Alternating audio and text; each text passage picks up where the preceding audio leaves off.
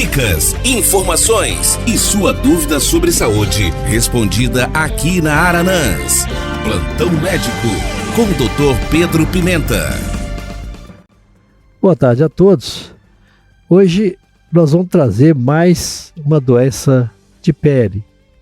Falamos do herpes simples, né? Agora vamos falar da dermatite atópica.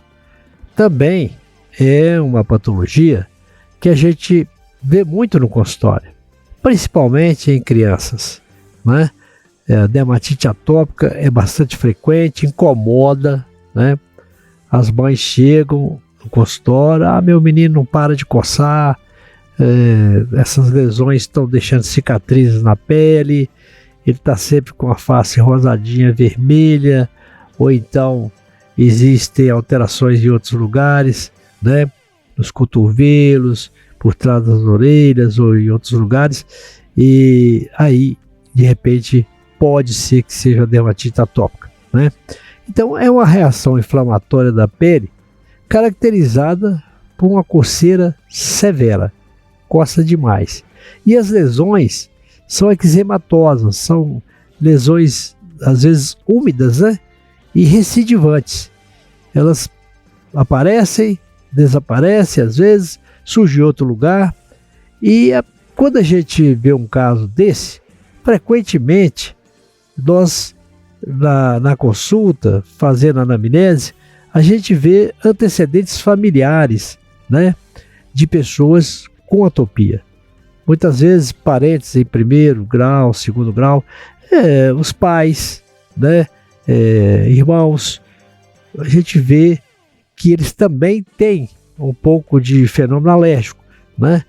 Então a atopia acaba sendo uma doença, né, de tendência familiar, vamos dizer assim. Inicia-se principalmente ali no primeiro ano de vida, né?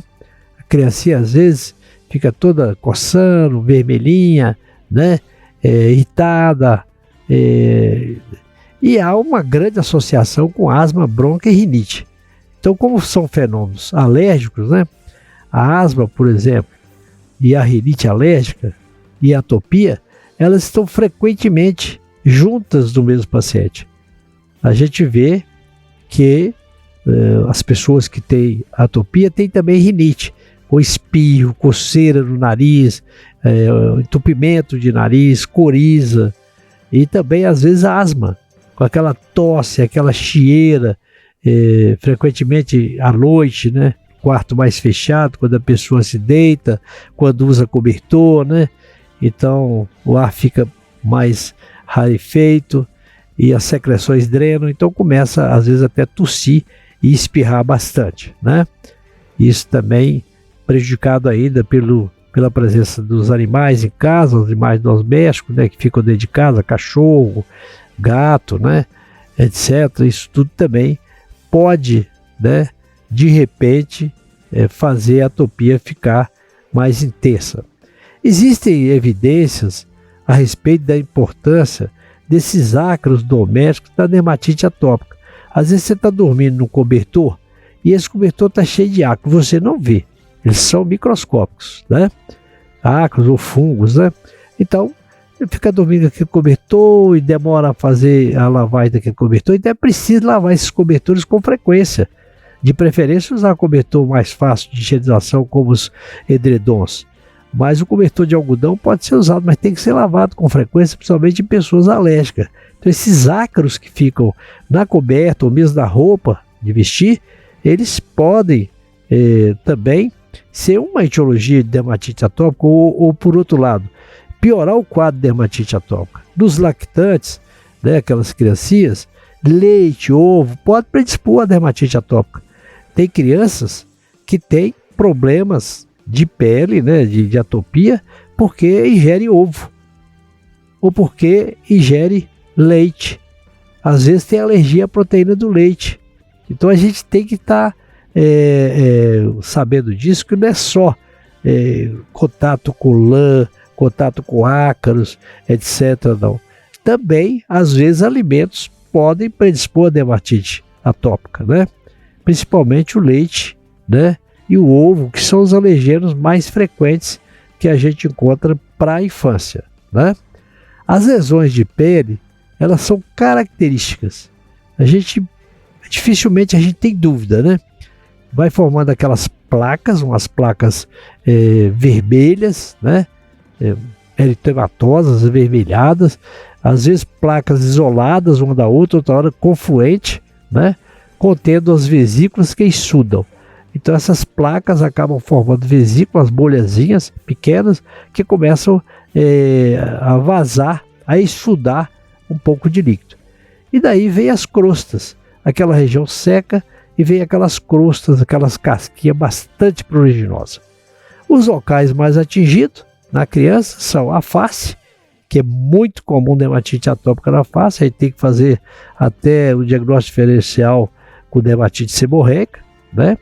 Mas dermatite na face, no pescoço, no tronco, nas flexuras, pregas do cotovelo, pregas do joelho, né? As regiões atrás dos joelhos, nos braços, nas pernas. Então, mas essas regiões são as mais comuns, onde a dermatite atópica ocorre mais vezes. O diagnóstico diferencial, como eu disse, deve ser feito principalmente com a dermatite seborreica, né? Dermatite seborreica já é uma dermatite que a pele é gordurosa, dá muito no couro cabeludo com aquelas crostas de gordura, dá atrás da orelha, né? A dermatite seborreica, ele é mais, a gente percebe que, diferentemente da atopia, né? Ela é mais úmida, mais crostosa, não é isso?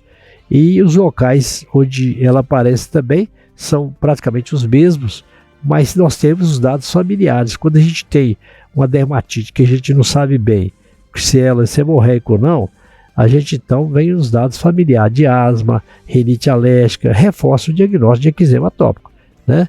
Se tem na família, é um problema que a gente sabe que tem origem familiar. O tratamento. Então o tratamento tem que controlar o agente desencadeador, né?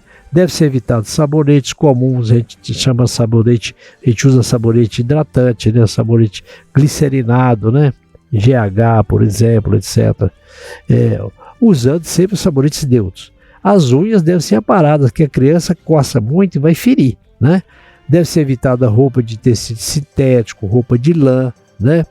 Deve ser evitado banho muito frequente, aquele banho às vezes passando bucha, água muito quente, banho muito demorado, não pode.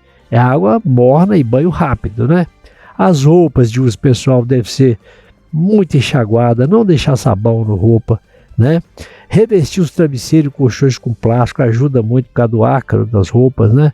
Em alguns casos, a exclusão de certos alimentos, por exemplo, chocolate, leite, ovo, pode ajudar, né? Pode fazer os testes de sangue também para ver se tem alergia, né? Dosar os EGEs específicos, né?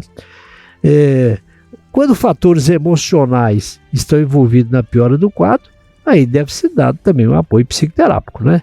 Lógico, se existe e sempre existe alguma influência emocional em todas as patologias, mas aqui é frequente, né?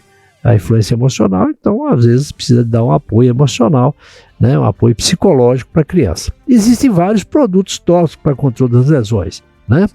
A gente tem produtos à base de corticoide, quando as lesões são localizadas, quando não são lesões difusas, né? Às vezes essas lesões se infectam, aí vem bactéria, fungo. Esses bactérias e fungo têm que ser controlados. Às vezes você tem uma atopia, mas de repente essa atopia vem contaminada com bactéria. Aí você está achando que é só uma dermatite atópica, mas na verdade ali já tem uma infecção de pele, ou seja bacteriana, seja fúngica, que tem que ser controlada para a pessoa melhorar completamente. Então, sobre dermatite atópica, era isso que eu tinha para falar para vocês. Boa tarde e até a próxima quarta-feira. Plantão Médico.